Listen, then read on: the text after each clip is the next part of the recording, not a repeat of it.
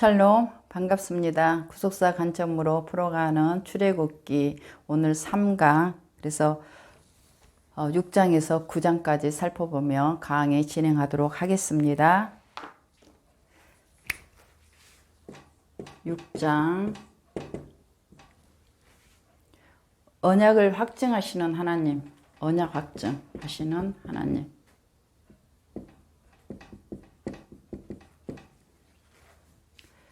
중심 내용은 이제 두 가지로 좀 볼 수 있겠는데요. 바로의 폭정이 더욱 가중되다. 그래서 이스라엘 민족이 모세를 원망하게 되죠. 그리고 모세가 이로 인해서 하나님께 나아가다.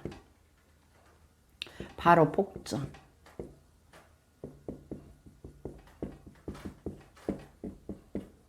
그래서 이스라엘 민족 원망하죠.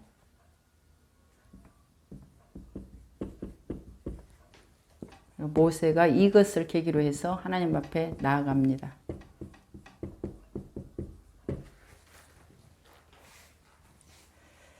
사단의 전략은요, 하나님이 파송하시고 세우신 지도자하고 그리고 함께 따라가야 할 그들로 신뢰를 꺾죠. 신뢰가 부서지고 깨지게 하죠. 그래서 이스라엘 민족 간과 지도자와 불화가 일어나게 하고 불신하는 관계로 불화 조정을 합니다. 그리고 더 나아가서 하나님까지 불신을 조장하게 하죠. 이때에 하나님은 모세를 위로하고 격려를 하십니다. 그러면서 다시 한번 언약을 확증을 하시죠. 이때 하나님께서 출애굽하시는 목적을 설명을 해주세요. 1절 한번 보도록 하겠습니다. 여호와께서 모세에게 이르시되 이제 내가 바로에게 하는 일을 내가 보리라. 강한 손으로 말미암아 바로가 그들을 보내리라. 강한 손으로 말미암아 바로가 그들을 그의 땅에서 쫓아내리라. 하나님의 강한 역사가 있는 후에 바로가 그때야 보내고 쫓아낸다. 그렇게 말씀을 해주시죠. 다시 말해서 이것은 여호와께서 언약을 성취하시겠다. 구원을 이루어 가시는 하나님의 본질을 표현할 때 쓴다고 말씀을 드렸어요. 그러면서 강한 손, 여기서는 하나님의 주권적인 그런 권능을 상징할 때 그런 표현하는 신인 동형론적, 동성론적 표현이 신인 동형 동성론적 표현인데 하나님의 절대적인 능력을 크게 나타내시겠다는 뜻이겠죠. 그것이 바로 10가지 재앙입니다. 하나님께서 이스라엘을 구출하시는 그러면 목적이 뭔가 5절 한번 보겠습니다. 5절 이제 애굽 사람이 종으로 삼는 이스라엘 자손의 신음소리를 내가 듣고 나의 언약을 기억하노라. 이스라엘 자손의 신음소리를 듣고 신음소리 고통이죠. 고통의 신음소리를 듣고 무엇을 기억했다? 하나님의 언약, 나의 언약, 하나님의 언약을 확정을 해주세요.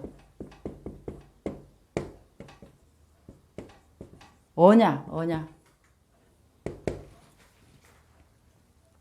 430년 전에 이스라엘 야곱 언약을 이제 기억을 하시고 그리고 그 언약을 내가 기억을 했다. 언약 성취죠. 언약 성취. 첫 번째는 목적이. 두 번째는 하나님과 이스라엘 민족의 인격적인 관계. 하나님이 되시고 그리고 이스라엘 민족은 하나님의 백성 소유된 관계입니다. 관계 설정. 그러면은 이스라엘 민족은 지금 애굽에서의 이치가 어떤 이치입니까? 종의 이치죠. 종. 학대받은 종의 이치. 그러나 이제 하나님께서 이 이스라엘 민족을 어떤 관계로 삼겠다? 하나님이 되시고 백성이 된다. 주권을 주겠다는 거예요. 주권. 종이 아니고. 이것이 구원하는 목적이 되겠고요. 세 번째는 내 백성을 삼고 너희 하나님이 되리라. 다시 말해서 십계명을 주시죠. 그러면은 목적이 뭐예요? 하나님께서 하나님이 되시고 백성이 되고 이제 이거는 뭐냐면은 이제 광야에서 뭘 주십니까? 십계명을 주시죠. 그리고 성막을 주십니다. 하나님의 백성이 된다는 거는 하나님처럼 살라는 거예요. 내가 거룩하니 너희도 거룩하라. 그것을 교과서를 주는 건데 그게 십계명 율법이에요. 그 율법을 어떻게 행하니? 성막에서 하는 거예요. 성막. 이거 학교라고 보겠죠. 광야에서. 이것을 광야에서 배우는 시간이에요. 요게. 하나님이 되시고 이스라엘 민족은 하나님 백성이 되는 것. 이게 목적이겠고요. 그리고 네 번째는 8절 한번 봅니다. 8절. 내가 아브라함과 이삭과 야곱에게 주기로 맹세한 땅으로 너희를 인도하고 그 땅을 너희에게 주어 기업을 삼게 하리라. 나는 여호와라 하셨다. 하라. 하나님의 백성에게 뭘 주겠다? 땅을 주겠다예요. 거주할 땅, 가나안 땅. 이미 아브라함, 이삭, 야곱에게 언약에 주셨던 그 땅을 이제 주시겠다는 거예요. 애굽에서 이스라엘 민족은 땅이 없었죠. 애굽의 고센 지역에서 그러니까 그냥 빌부터 사는 거예요. 나그네로 사는 거예요. 이방인으로 사는 거예요. 그러나 이제부터는 하나님께서 가나안 땅을 누구에게? 이스라엘 민족에게 주시겠다. 이게 구원의 목적이에요. 이것을 설명을 하고 계십니다. 6장에서. 하나님께서 이제 창세기 17장 8절에 하나님께서 아브라함에게 언약을 하셨고요. 또 베델에서 야곱 28장 창세기 28장 베델에서 야곱에게도 언약을 하셨죠. 이제 가나안 땅을 언약하신 대로 이스라엘 백성의 유산으로 주시겠다고 그러면서 다시 한번 이제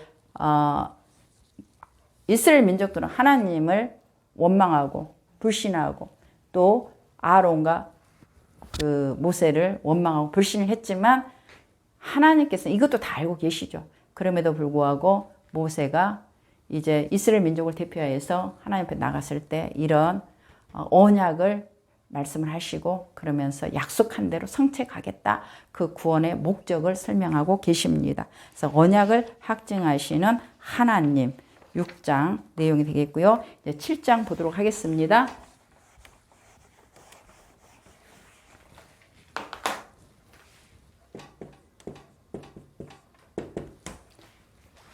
7장은 하나님의 권능을 보여주시죠. 10대 재앙이 이제 첫 시작이 되는 시점입니다. 이제 1절로 7절에서 보니까 하나님께서 두 번째로 모세를 바로에게 보내세요. 그리고 14절 25절에 보니까 하수가 피로 변하는 첫 재앙을 하나님께서 내리세요. 그래서 두 번째 대면 모세가 바로를 두 번째 대면하고 그리고 끝까지 이제 두 번째 하나님의 요구에도 불구하고 거절을 하죠. 그러니까 하나님께서 이제 첫 재앙을 내리십니다.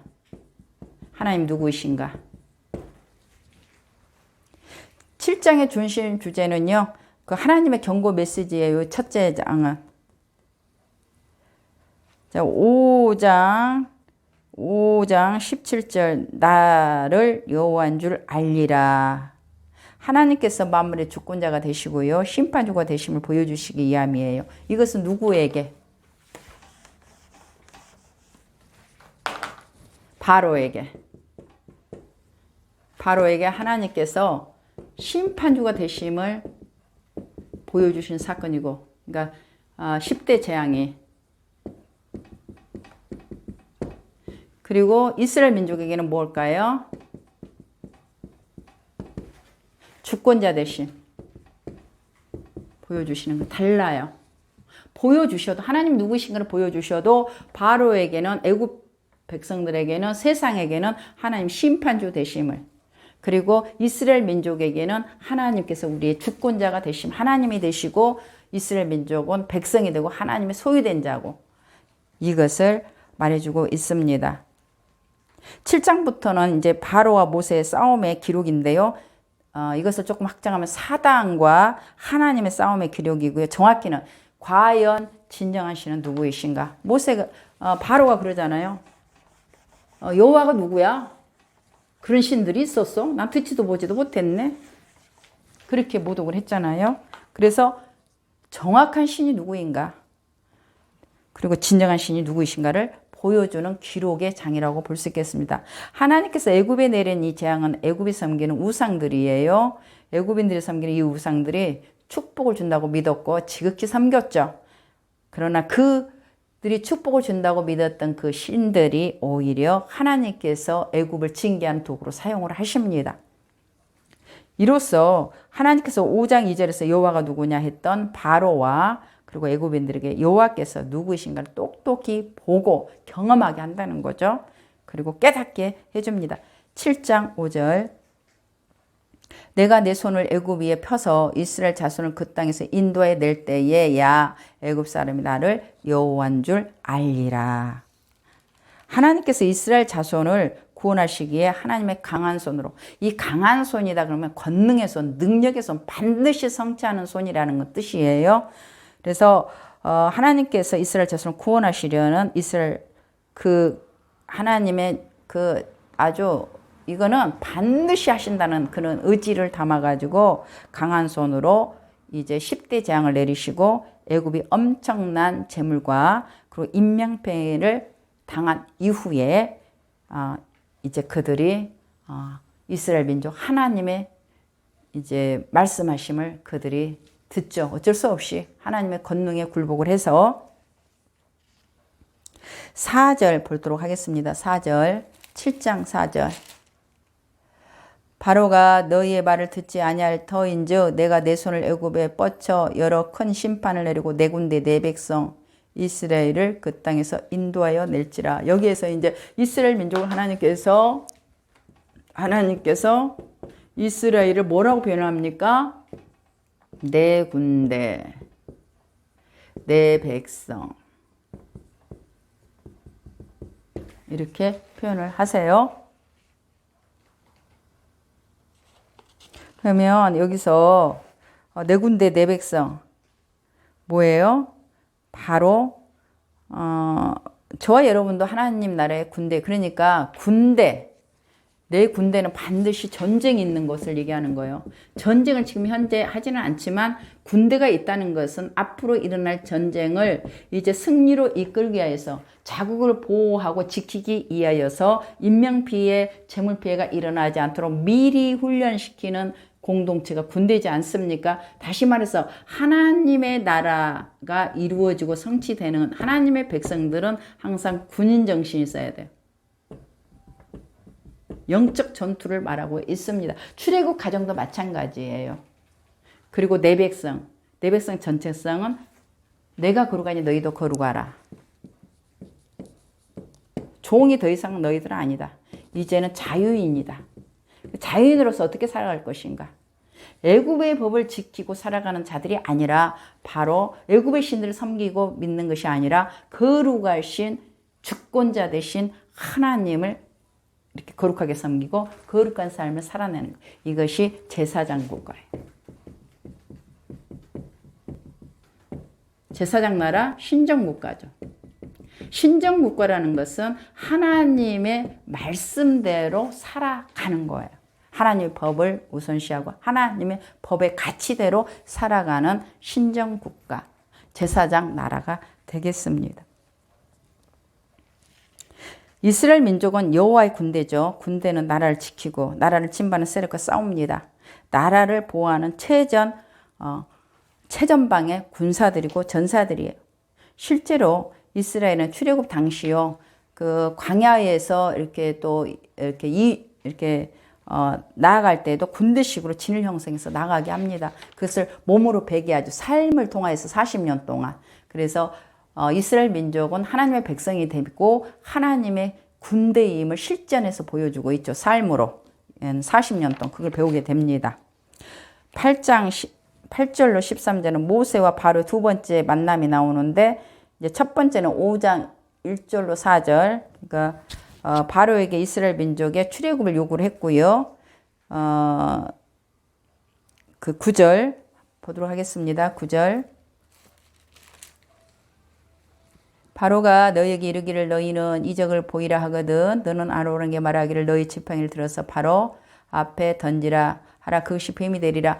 제가 조금 전에 말씀 설명을 드렸어요. 여기에서 이제 지팡이가 이제 뱀이 되게 하는 그러한 이적을 보이게 되는데 신탁을 받은 자, 그러니까 신의 메시지를 가지고 오는 자는 그 신이 그를 택하고 그런 신의 권위를 주었다는 것을 증명 보인다고 얘기를 했죠. 그런데 이제 신의 능력을 증명해 보여라. 신탁을 받은 자로서 신의 메시지를 가지고 온 자로서의 능력을 검증하라 그랬더니 어떻게 됐습니까? 이제 지팡이를 던져도 뱀이 됐다. 그러니까 뱀도 여기에서 나하시가 있고요. 그 다음에 샤라프, 탄인이 있어요. 요거는 일반적인 뱀이에요. 일반적인 뱀. 그냥 요건 독사. 한번 물었다면 죽어. 이거는 괴물. 뭐 큰 뱀을 얘기하는 거야. 큰 뱀. 뭐 그 70인역에서는 드라콘이라고 그래. 드라콘. 바다 뭐 괴물 같은 이렇게 해석이 되는데 지금 신의 능력을 검증해 봐라 그랬더니 모세가 가지고 있는 지팡이를 던졌더니 뭐 어떤 뱀이냐면요. 요 세 종류의 뱀이 있잖아요. 뱀, 뭐 샤라프, 뭐 타닌. 근데 이게 됐어요. 이게. 그런데 술객들도 애굽의 술객들도 그들도 던졌더니 뭐가 됐어요? 뱀이 됐어요. 그랬더니 어떤 뱀이? 이 뱀이 됐어요. 그래서 이 타닌 바닥 괴물 같은 이 뱀을 다 잡아먹게 됩니다. 이 얘기는 뭐냐면 바로 앞으로 하나님께서 하나님의 권능과 능력으로 이 타닌 바다 괴물과 같은 이 드라콘 같은 뱀이 술객이 지금 요술을 부렸던 이 뱀을 다 잡아먹었다는 것은 하나님께서 애굽을 굴복시키겠다는 강한 의지의 메시지예요. 이게 모세의 뱀이 애굽 술객들의 뱀을 잡아먹었는데 성경에서 뭐라고 표현하면 삼켰다 그렇게 얘기를 삼키다. 그러니까 모세의 뱀이 그 애굽 술객들의 그 뱀을 삼켰다. 요 얘기는 무슨 뜻을 가지고 있느냐면은 고핫의 자손 그리고 고라, 누벤 후손 또 이런 이들이 모세의 지도권을 반역을 했죠. 도전을 했죠. 이랬을 때 하나님께서 심판, 징계로 땅이 입을 벌려서 삼켰다 그런 의미에 하나님께서 다시 말해서 애굽을 삼키시겠다는 뜻이에요. 땅을 벌려서 그냥 삼켜버린 것처럼 하나님 그들을 굴복시키시고 그렇게 삼킨 것처럼 하시겠다는 뜻이에요. 바로 하나님의 정의가 이 세상의 사단의 세력을 무너뜨리는 사실을 서령격으로 암시한 이때에 지금 모세가 지팡이를 가지고 던졌더니 뱀이 됐는데 큰 괴물이 되어서 애굽의 술객들의 그 던졌던 그러니까 뱀으로 변한 그 요술 그 뱀을 다 잡아먹은 것을 보고서 얼마나 모세를 통하여 보내신 하나님 그 여호와께서 얼마나 큰 분이신가를 그들이 믿고 빨리 깨달았다면 10대 재앙을 당하지도 않고 이렇게 인명피해 재물피해 당하지 않고 이렇게 출애굽을 할 수 있었을 건데 그들이 모든 것을 이렇게 삼킨 바 되는 거지. 여호와 강한 손을 삼킨 바 되는 것처럼 그것을 경험하고서 그때에서 그들이 쫓아내고 보내주는 거죠. 이것은 하나님의 권세 앞에 그 어떤 누구도 바로도 그리고 세상의 중심이라고 자부했던 또 태양신의 후계라고 자부했던 바로도 대항할 수 없음을 상징적으로 보여주고 있습니다. 그럼에도 불구하고 이런 권능을 보고 있음에도 불구하고 바로는 끝까지 하나님의 요구를 거절하죠. 17절 한번 보도록 하겠습니다. 그들이 그대로 행할세 아론이 지팡이를 잡고 손을 들어 땅에 티끌을 치매 애굽 온 땅에 죄송합니다. 다시 보도록 하겠습니다. 7장 17절 여호와가 이같이 이르노니 내가 이로 말미암아 나를 여호와인 줄 알리라. 볼지어다 내가 내 손에 지팡이로 나일강을 치면 그것이 피로 변하고 애굽인들 나일강에 그 정말 다산 풍요 무슨 건강을 준다는 아주 또 태양신이 그곳에서 즐겼다는 그런 천에 그렇게 아주 신격화해서 신으로 섬겼던 그런 믿음을 가지고 있었다고 얘기했습니다. 그런데 이 나일강이 피로 되었다는 것은 애굽인의 복의 근원이 우상숭배를 뿌리부터 드신 그런 재앙이에요. 생명의 강이잖아요. 나일강이.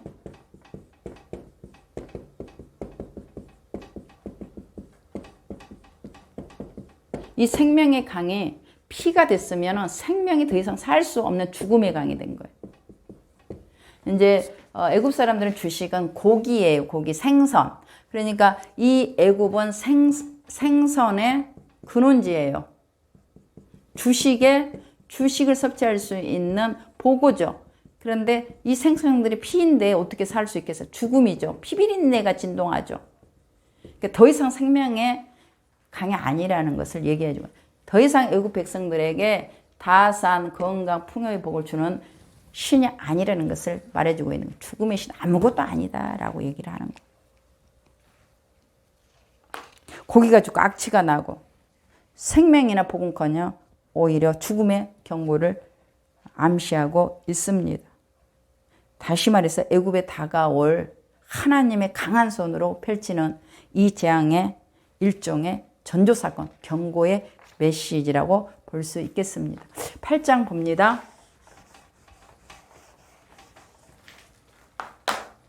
8장 개구리 재앙.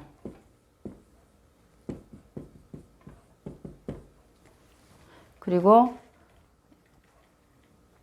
두 번째 재앙이죠. 개구리 재앙. 그리고 8장에서 2. 이게 두 번째 재앙이죠. 세 번째 재앙. 세 번째 재앙은 2. 네 번째 재앙은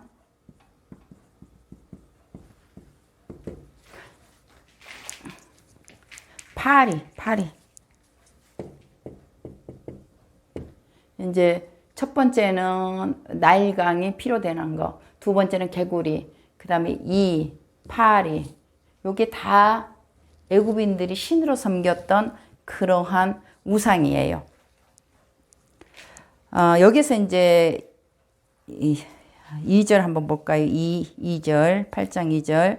내가 만일 보내기를 거절하면 내가 개구리로 너희 온 땅을 치리라. 여기서 개구리는요, 번영의 신으로 우상을 섬깁니다. 그리고 여인의 출산을 돕는 신으로. 그래서 또 술객들이요, 그 점치는 도구로 써요. 그래서 이 굉장히 신성한 동물이에요. 그리고 여기에 나오는 개구리는 아주 작은 개구리예요. 여기서 칠지라, 그래서 개구리로 친다고 그러죠. 이제 칠지라, 이거 노게프 뜻인데 치명타를 가하겠다는 거, 하나님께서. 이 개구리 재앙으로 치명타를 가하겠다. 하나님이 치명타를 가하면 어떻게 되는가요? 칠지라, 노게프, 치명타를 가하다.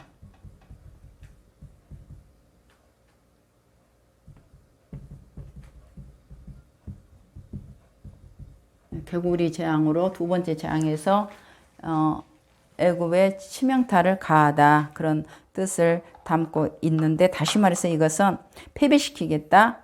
애굽 내에서 전례를 찾아볼 수 없는 그런 질병, 가명을 동반한 재앙, 애굽인들에게 신체적으로 그리고 정신적 공황상에 빠뜨리겠다. 칠지라, 노게프.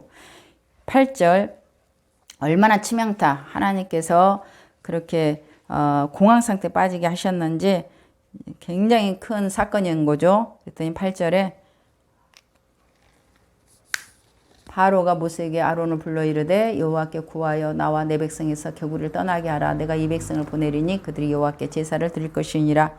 바로가 이제 그 이스라엘 민족을 해방시켜 줄 것을 이제 그럴 듯하게 얘기를 하지만 사실 참된 회개가 아니고 궁여지적으로 얘기를 하는 거예요. 이제 세 번째 재앙은요, 이제 파리 재앙인데 19절로 19절. 파리 재앙이 아니고 이 재앙입니다. 여기서 이는 뭐냐면은 이렇게 우리 몸속에 이렇게 해주고 다녀서 가렵게 하는 그런 이가 아니고요. 킨님이라고 해가지고 각닭이에요. 각닭이 아주 작은 모기 같은 그런 이예요. 이는 킨님. 그래서 구멍은 다 들어가요. 눈, 귀, 코, 입, 해서 아주 가려움증을 동반하고 한번 물렸다면 막 그 부풀어 올려가지고 그렇게 피부병이 일어날 그런 아주 쏘는 힘이 굉장히 강해가지고 고통스럽고 아주 자극을 일으킵니다. 괴로움이 이루 말할 수 없다고 그래요. 애굽 동물들이 아주 치명타를 입습니다. 이 작은 캣님 이 모기 각다기들이 그냥 동물에 그냥 다 들어가가지고 아주 동물이 고통을 받게 하죠. 넷째 이제 재앙은 파리인데 여기서는 개파리 종류예요. 넷째 재앙은 곤충의 신 하트콕이라고 해가지고 이거는 애굽인들만 고통을 당하게 됩니다. 23절 한번 볼까요? 23절.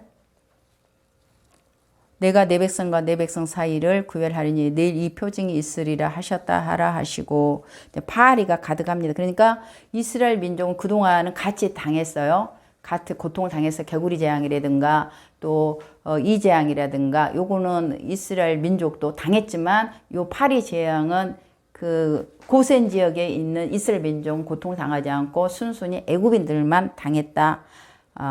그래서 표징을 삼겠다라고 말씀을 하시고 있는 거예요. 애굽인들만 고통을 당하는 거예요. 그러니까 그동안은 아마 나일강 그렇다 치고 뭐 개구리 재앙이라든가 또 이 재앙은 이건 자연재해로 자연 발생적으로 생기는 거야. 그 이스라엘 민족이 섬기는 그 여호와 신이 하는 게 아니야. 이렇게 아마 그 바로라든가 또 그 일반 애국 백성들 이렇게 여기지 않았나. 그러니까 완전히 구별을 시켜버리는 거예요. 고센 지역에는 이스라엘 민족이 이 재앙이 없는데 이제 순수한 애국 사람들만 이 파리 재앙을 당하는 거예요. 그러니까 이 파리가 일반 우리가 보고 있는 그런 파리가 아니고 개파리 종류예요. 그래서 굉장히 고통을 당하면 이것을 표징으로 하나님께서 보여주시죠. 9장 보도록 하겠습니다. 9장은 이제 5번째 악질 재앙. 악질 재앙이고요. 그 다음에 6번째 재앙 독종 재앙. 그 다음에 7번째 재앙은 우박 재앙. 악질은 전염병이 아주 전염성이 강하고요. 연병, 뭐 장티푸스의 온역, 매우 극심한 그런 가축 전염병에 그러니까 수많은 동물들이 죽어갑니다. 애굽인들의 동물 숭배를 하나님께서 심판하신 거라고 볼 수 있겠죠. 애굽인들이 섬기는 동물 신들을 한번 살펴볼까요? 그냥 제가 빠르게 한번 읽어드리겠습니다. 황소, 다산 보장하고 사자, 땅의 신, 머리는 사자고 몸은 인체, 이렇게 하체는요 인간, 뱀, 아툼, 창조신으로 섬기고요.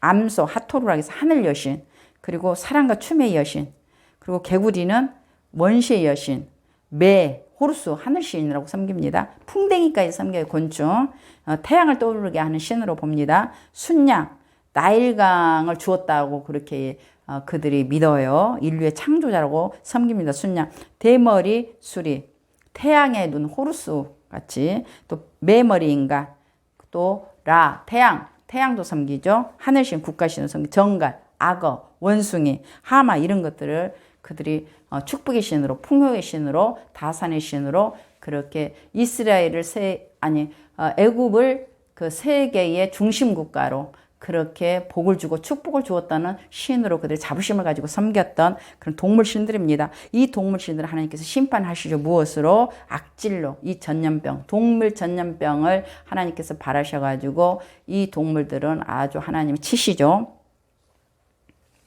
애굽에서 가축들은요 거룩한 짐승 숭배를 받고 이런 동물신을 섬기는 애굽인들 입장에서 이스라엘 민족은 동물 제사를 드리죠. 그래서 굉장히 혐오의 대상이고 야만으로 여깁니다. 6번째 독종 재앙은요. 한 번 이 독종이 생기면 이거는 이제 피부가 붉게 부풀어 오르면서 극심한 가려움 증세를 동반을 해요. 물집이 생기고 극기하는 화농을 하고 거기에서 뭐가 생기냐면 고름이 흐르는 아주 무서운 피부병입니다. 이 병은 당시 애굽인들에게 공포의 대상이 되었다는 거예요. 그러니까 굉장히 고통스러운 질병이죠. 히스기야 왕도 이 병으로 죽을 뻔했죠. 이 독종 재앙은 10가지 재앙 중에 처음으로 인체에 직접 고통을 가하는 재앙이 사람도 고통을 당한다는 거죠. 11절 11절, 9장 11절 보도록 하겠습니다. 요수살도 또 악성 종기로 말미암아 모세 앞에 서지 못하니 악성 종기가 요수살들로부터 애굽 모든 사람에게 생겼음이라. 요 말은 무슨 얘기냐면은 그동안 애굽 술객들은 하나님의 능력을 흉내를 냈어요. 그죠? 저울질하면서 하나님을 대적하고 아주 무시하고 비웃었죠. 이들이 독정에 걸렸다는 것은 하나님의 심판의 강도가 아주 세졌고 높아졌다는 것을 얘기를 하고, 바로 앞에 이제 모세 앞에 서지를 못했다는 것은 바로와 지금 모세가 있는 가운데 왕궁이죠.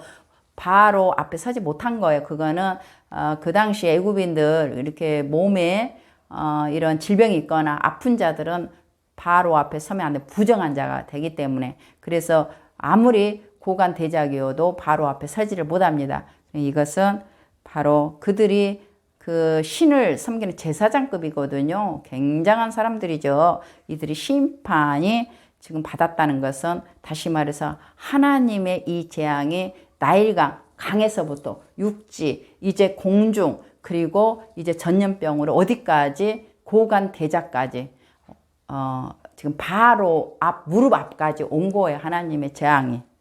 그럼에도 불구하고 그가 하나님을 믿지를 않죠. 그리고 하나님의 요구를 들어주지 않죠. 일곱째 재앙 이제 나옵니다. 일곱째 재앙은 우박인데요. 매우 단단한 얼음 덩어리입니다. 24절에 심히 큰 우박이 불덩이와 함께 쏟아졌다. 그렇게 기록되어져 있어요. 애굽 개국 이래로 처음 있는 일일 겁니다. 애굽의 자존심에 치명타를 입죠. 지금까지는 동식물이 사람이 상하는 정도의 재앙이었어요. 그러나 우박 재앙은 동물, 이 우박 재앙은 동물, 사람. 그래서 이렇게 물질, 생명까지 이제 죽는 그런 재앙이에요. 19절 한번 볼까요? 19절. 이제 사람을 보내어 내 가축과 내 들에 있는 것을 다 모으라. 사람이나 짐승이나 무릇 들에 있어서 집에 돌아오지 않는 것들에게는 우박이 그 위에 내리니 그것들이 죽으리라 하셨다.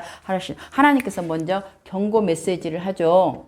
그래서 워낙 치명적이기 때문에 사람도 죽고 동물도 죽기 때문에 이제 사람까지도 죽게 생겼잖아요. 그렇기 때문에 하나님께서 먼저 경고 메시지를 주신 거예요.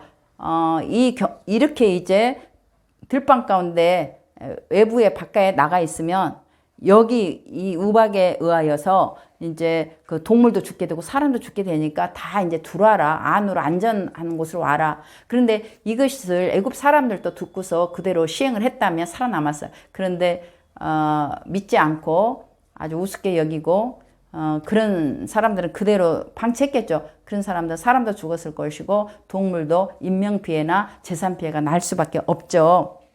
다시 말해서 이것은 하나님께서 이제 먼저 살려주시려고 경고를 해주셨는데, 이 하나님께서 살리시려는 이 하나님의 경고 메시지에 순종한 자는 살아나죠. 살고 인명피해도 안 나고 재산피해도 안 나죠.